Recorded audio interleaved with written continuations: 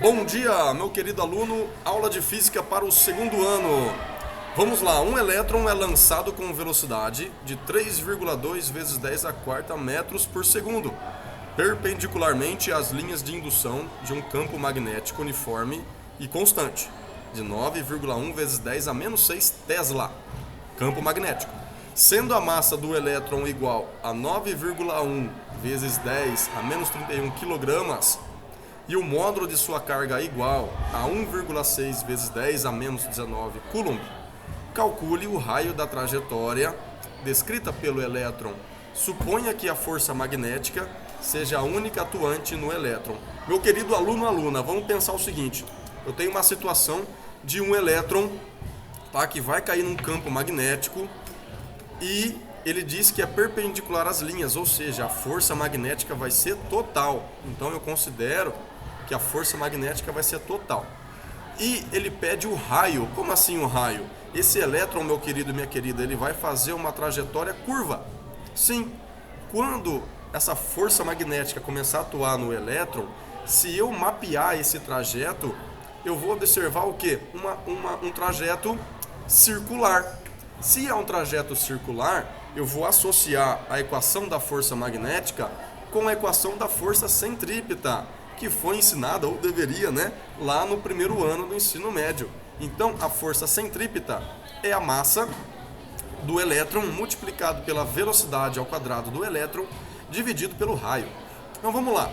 Sabendo que o valor da carga é 1,6 vezes 10 a menos 19 e a velocidade 3,2 vezes 10 a quarta metros por segundo e o campo magnético está descrito ali em cima também, eu vou separar os meus dados. Veja que eu separei aqui todas as informações, é o valor de Q, de V e de B.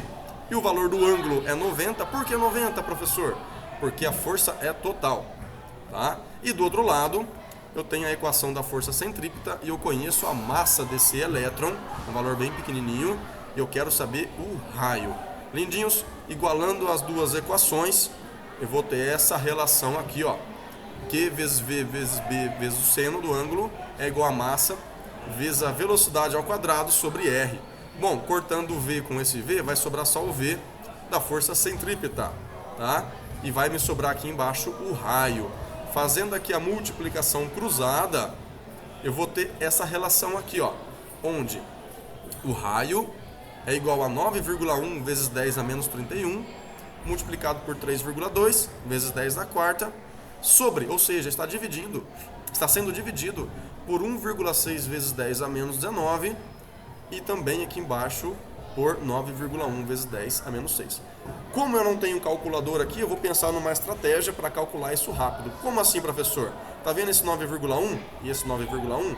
Eu vou dividir um pelo outro, que vai resultar em valor 1.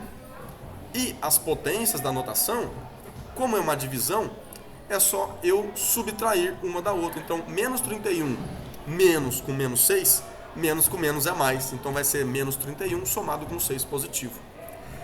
Os outros termos, ó, 3,2 é o dobro de 1,6. Então 3,2 dividido por 1,6 é 2. E a notação científica a mesma coisa, ó, 4 menos com menos 19 é igual a 4 mais 19, tá? Regrinha de sinal.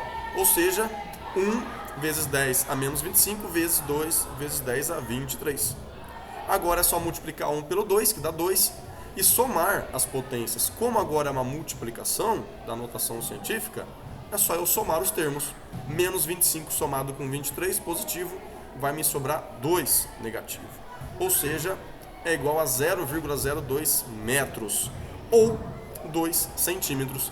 Então, meu querido aluno, minha querida aluna, esse elétron vai percorrer uma trajetória circular de 2 centímetros nessas condições. Espero ter contribuído, meu querido, minha querida aluna, e até uma próxima.